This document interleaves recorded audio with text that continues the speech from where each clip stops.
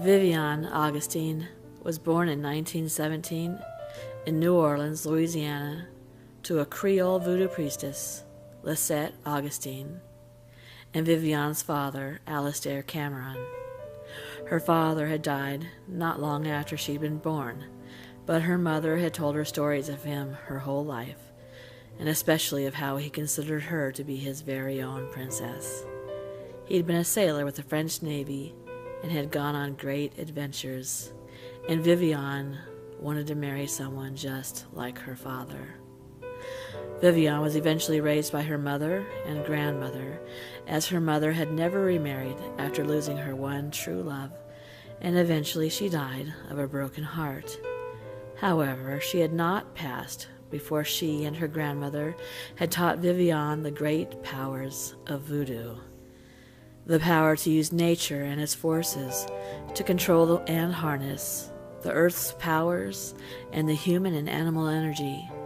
Her grandmother had always warned her of dabbling in the darker arts, but her mother, having lost part of her heart, had not feared teaching her daughter the ways that she'd studied after Vivienne's father had passed: how to stir the dead, to place a spell like a worm into a person's head and watch it drive them mad. She knew how to use the body's own energy to pulse through the heart of anyone that crossed her, to destroy the vital organ, even how to steal its soul and capture it, placing its ember into a lamp or a candle or anything with the spark of a flame. Vivienne was strong with the art, and in her the art was powerful. People would travel for miles and miles to sit with her, just to have her look into their eyes and tell them their future, or to purchase the potions, herbs, and jewelry she fashioned with her own hands. On the rare occasion, she might craft a doll, if the visitor had brought with them the possessions in which a person's energy was kept. A piece of their clothing, perhaps, their hair, a tear, a beloved or hoarded treasure.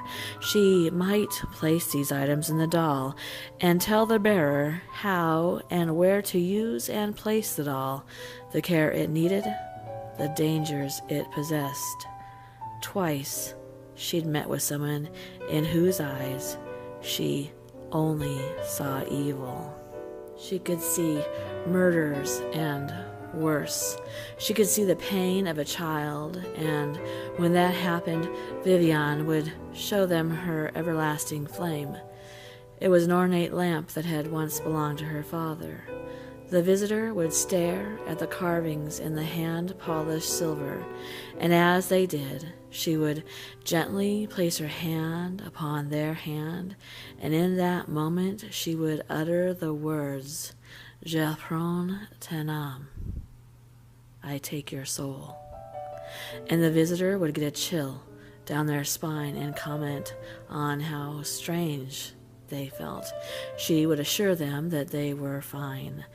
Then, depending on their age, after some time of waiting, her flame would brighten for just a moment on the day they died, their soul being captured by the ember flame and kept there in neither heaven nor hell for as long as the flame did burn. Her grandmother would become livid and chastise Vivienne every time for using the dark arts. No matter how secretive Vivienne was, her grandmother would find out. Her grandmother was the most powerful priestess she'd ever met, and for a few moments Vivienne would feel remorseful. Then, one night, when Vivienne was 23 years old, she was walking alone down a dark alley. She was not afraid of the alleys, nor the dark. She was known to be powerful, and not many men were brave enough to even approach her, let alone harm her. But as she was walking, she heard what sounded like the flapping of a bird's wings. She turned suddenly, seeing nothing, but felt an incredible force hit her from behind, and then the burning sensation burning through each and every vein in her body.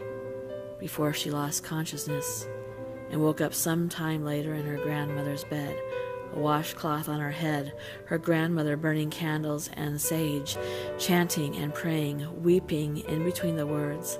Vivienne reached for her grandmother's hand, and for the first time in her life, she saw fear in her eyes. Her grandmother took a step back. Que Dieu soit avec vous. Que Dieu soit avec vous. Que Dieu soit avec vous. May God be with you. She was weeping over and over. Finally, she stepped up to Vivienne, and Vivienne asked what she had done. What is wrong, grandmother? Grand-mère, here. Vivienne had been bitten via vampire.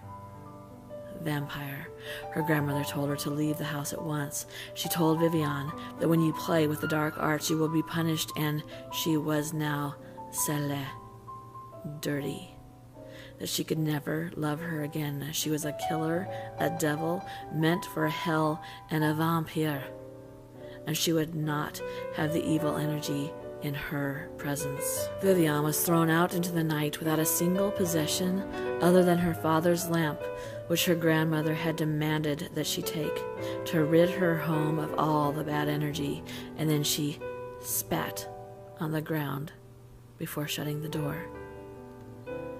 Vivienne stood at her grandmother's door for hours, expecting to be let back in at any moment. But even when the daylight came and customers began lining up, her grandmother would not open her door.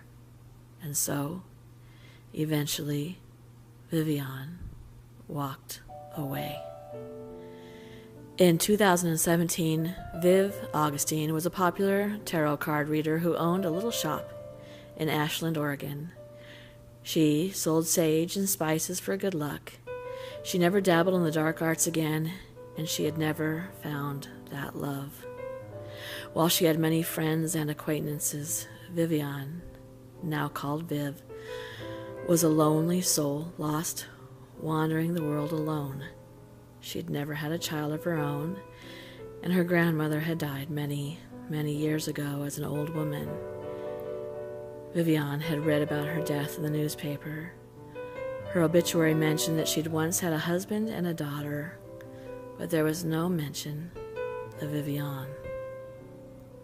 On a particularly gray afternoon, a man walked into Viv's shop. He walked around looking at her goods, and when he turned to speak to her, she saw into his eyes. She almost fell backwards. She was so startled by what she had seen. He reached out to grab her by the arm, and when he did, she felt as though her skin was on fire. He showed no signs of there being anything at all different. He asked if she was all right, and she tried to regain her composure. She assured him that she was fine, just dizzy from standing up too soon. She asked to read his cards, and he politely declined, but she insisted. "It's free," she said as she sat down. She was beautiful still. Her outward appearance was that of a 23-year-old woman, and his was that of a man about 30 years old. He was as beautiful as an angel. He had dark hair with an expensive haircut. He was wearing an expensive suit and tie, his shoes handmade from leather in Italy, and he wore a gold bracelet. He reluctantly sat down.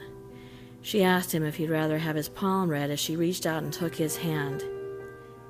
He looked at her then. She knew that he could feel that she had ice-cold hands. He tried to remove his hand, but Vivienne had a tight grip. "Don't worry," said Viv. "It's harmless." They made eye contact, and she could see into his eyes, and what she saw was the night this man had taken her life. She was standing in the alley alone when he swooped in and latched onto her neck. She saw herself lying limp in the dirt and the mud. She asked him then if he remembered her. He began to speak, but she told him to hush as she gently touched the back of his hand, and his essence began to drain from his body, and the flame of her father's silver lantern began to flicker higher and higher, and to become hotter and hotter, and the man suddenly burst into ashes as they slowly fell to the ground. Vivienne leaned back in her chair. Then she picked up the lantern and hung it outside on the hook in front of her shop, as she had done every night since being there. But on this night the flame was brighter and more beautiful than it had ever been before, she noticed, as she swept the dust out of her store.